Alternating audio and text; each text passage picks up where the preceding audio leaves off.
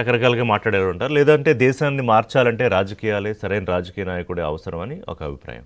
But ఎవరికి ఎటువంటి అభిప్రాయాలున్నా అందరూ సమాజంలో అందరూ ఈ రాజకీయాల్లో భాగమే. రాజకీయం అంటే ఏదో నిషేధించిన ప్రొహిబిట్ చేసిన వర్డ్ కాదు. కానీ ఆ రాజకీయం అంటే ఎలా చేస్తున్నాం, దేనికి చేస్తున్నాం, ఎందుకోసం చేస్తున్నాం. ప్రజాస్వామ్యం అంటే మనకు డెఫినేషన్ ఉందిగా, అలాగే రాజకీయానికి కూడా ఒక డెఫినేషన్ ఏంటంటే ఎవరైతే ఆ నాయకుడు ఉన్నాడో ఆ ఉన్న ప్రాంతం తాలూకా ప్రగతి, అభివృద్ధి. ఎగ్జాంపుల్ చంద్రబాబు నాయుడు ఉన్నారు. ఆ రాష్ట్రం తాలూకా అభివృద్ధి, ప్రజల జీవన విధానం పెరగాలి, ప్రగతి పథంలో నడవాలి.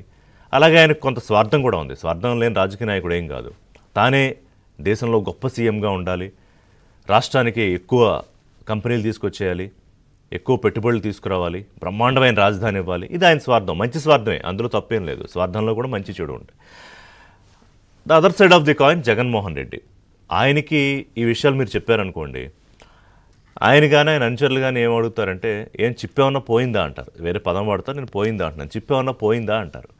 ఎందుకంటే ద డెఫినేషన్ ఆఫ్ పాలిటిక్స్ వైఎస్ఆర్సీపీకి వస్తే, జగన్మోహన్ రెడ్డికి వస్తే అది ఏంటంటే క్రిమినల్స్ను జైల్లో వెంబడి తిరగడి, జైళ్ళు అంటే తిరగడి పరామర్శించాలి, పోలీసులపై దాడి చేసిన వారిని, హత్యాయత్నం చేసిన వారిని ఇంటికెళ్ళి మరీ భుజం తట్టాలి, బూతులు మాట్లాడే రాజకీయ నాయకులు బహుమతులు ఇచ్చి ప్రోత్సహించాలి, కబ్జాలు, అరాచకాలు, కిడ్నాప్లు, అల్లర్లు, అఘాయిత్యాలు చేసే అసాంఘిక శక్తులకు అండగా ఉండాలి, ఓడించిన ప్రజలను నేరస్తుల్లో చూడాలి, తప్పు మనం చేసినా కూడా వాళ్ళని నేరస్తుల్లో చూడాలి, వేల కోట్లు స్కామ్లు చేసి రాష్ట్రాన్ని దోచేయాలి, గంజాయి లాంటి పరిశ్రమలను ఏదో మనం చిన్న తరహా మధ్య తరహా పరిశ్రమలు అంటాం కదా, వాటికి మించి పరిశ్రమల్లా చేసినా కూడా అది పరిశ్రమ కదా, ఉద్యోగం కదా అనాలి.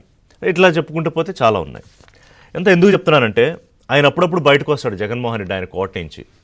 మీకు ఆ సందర్భాలు కూడా తెలిసిపోతాయి. ఎక్కడైనా ఒక శవం లేవాలి, ఆయన బయటకు రావాలి, వచ్చి దాన్ని రాజకీయం చేయాలి. ఆ చంపేసిన దాంట్లో చంద్రబాబు నాయుడు, లోకేష్, లేకపోతే ఇంకో టీడీపీ వాళ్ళు ఉన్నారని చెప్పేసి వెళ్ళిపోవాలి. తర్వాత సంగతి తర్వాత విచారణ జరిగాక తేలుతుంది. ముందైతే మాట అనేసి వెళ్ళిపోతాం. ఏం జరిగింది, ఎలా జరిగింది అనవసరం. ముందైతే ఆ రాజకీయం చేసేయాలి, శవ రాజకీయం. లేకపోతే ఇంకో సందర్భం ఏంటంటే జైలుకి ఎవరైనా ఆయన అనుయాయులు ఆయనతో పాటు ఉండి పాపం ప్రజాసేవలో కాదు, అరాచకాల్లో, అక్రమాల్లో, అఘాయిత్యాల్లో, రాష్ట్రాన్ని దోచేయడంలో కొలీగ్స్ ఎవరైనా అరెస్ట్ అయితే వెంటనే వెళ్ళి జైలుకి పరామర్శ చేయాలి, వాళ్ళకి సంఘీభావం తెలియజేయాలి. లోపలేమనుకున్నా సరే బయటకైతే సంఘీభావం తెలియజేయాలి. సరే, మూడోది ఏంటంటే వ్యవహారం ఇప్పుడు తాజాగా వివాదంగా అటు దళిత సంఘాలని ఇటు సమాజాన్ని కూడా విస్మయపరుస్తున్న అంశం ఏంటంటే ఇవాళ ఆయన తెనాలి వెళ్ళబోతున్నాడు. దేనికి? పోలీసుల మీద హత్యాయత్నం చేసిన గంజాయి బ్యాచ్. గంజాయి అనేది ఒక్క పరిశ్రమలాగా మార్చేశారు. తెనాల్లో 2 గ్రూపులు, ఆ గ్రూపుకి ఒక కొంత ఏరియా, ఈ గ్రూప్ కొంత ఏరియా, ఏది విచ్చలవిడిగా రెచ్చిపోవడానికి. నాట్ ఓన్లీ గంజాయి, వీళ్ళ మీద పదుల సంఖ్యలో కేసులు ఉన్నాయి, వీళ్ళ మీద రౌడీ షీట్లు ఓపెన్ అయి ఉన్నాయి, మర్డర్ కేసుల్లో వీళ్ళు రోల్ ఉందని తెలిసింది. గతంలో అనేక కేసులు అరెస్ట్ అయ్యారు.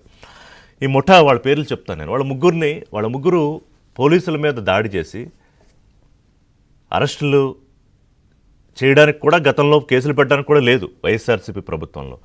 సరే, పోలీసులు బహిరంగంగా వాళ్ళని కొట్టడం తప్ప రైటా? సరే, తప్పే, బహిరంగంగా కొట్టకూడదు. ఏం చెప్పినా వినకపోతే, ఎలా కంట్రోల్ చేయాలనో వినకపోతే, ఆఖరికి అర్ధరాత్రి పోలీసుల మీదే హత్యాయత్నానికి పాల్పడితే మరి ఏం చేస్తారు పోలీసులు? ఏదో సహజంగా వాళ్ళు మనుషులే కదా, కొంత బయటపడ్డారు. సరే, దాని మీద విచారణ చేస్తున్నాం అని ఎస్పీ చెప్పారు. ఒకవేళ విచారణలో వాళ్ళు తప్పని తేలింది అనుకోండి, చట్టపరంగా శిక్షలు ఉంటాయి. ఎవరైనా అతీతం కాదు ఈ సిస్టంలో. అతీతం అని భావించింది ఎవరంటే Jagan and co, Jaganmohan Reddy and batch ఏమనుకున్నారంటే మేము అన్నిటికీ అతీతం, మాకేమీ శిక్షలు ఉండవు, చట్టాలు ఉండవు, మా మీద ఏం పని చేయవు, ఎవరైనా విచ్చలవిడిగా ఎలా అయినా చేసుకోవచ్చు, భూకబ్జాలు చేయొచ్చు, కిడ్నాపులు చేయొచ్చు, మర్డర్లు చేయొచ్చు, ఇంకో రకమైన కార్యక్రమాలను చేయొచ్చు. వీళ్ళు ఎవరైతే ఇప్పుడు ఈ తెనాల్లో ఈ జాన్ విక్టరు, రమేషు, నవీను వీళ్ళు ఎవరైతే ఉన్నారో వీళ్ళు ఒక్క కేసులో కాదండి, చైన్ ఇది గ్రాప్ చేసేసిన కేసులు, లేకపోతే అమ్మాయిల్ని ఏడిపిస్తున్న కేసులు, సాయంత్రం అయితే ఈ గంజాయి తాగడం, అక్కడ వెళ్తున్న అమ్మాయిలు, మహిళలు ఎవరైనా వాళ్ళని ఏడిపిస్తూ ఉండడం, అలాగే ఒక మర్డర్ కేసులో కూడా వీళ్ళు నిందితులు.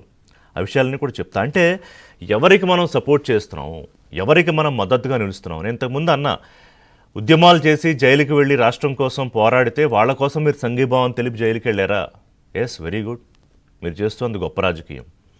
లేకపోతే రాష్ట్రానికి రావాల్సిన వాటి మీద కేంద్రంతో పోరాడి, ఏ పార్టీ అయినా కానివ్వండి, ఎన్డీఏ కూటమిలో ఉన్నా కూడా బీజేపీతో పోరాడి మీరు మా రాష్ట్రానికి ఇవ్వరా, అభివృద్ధి కోసం మాకు నిధులు ఇవ్వరా అని పోరాడి ఒకవేళ అందులో ఏమన్నా దెబ్బలు తిని జైలుకి వెళ్ళారా? Yes, well done.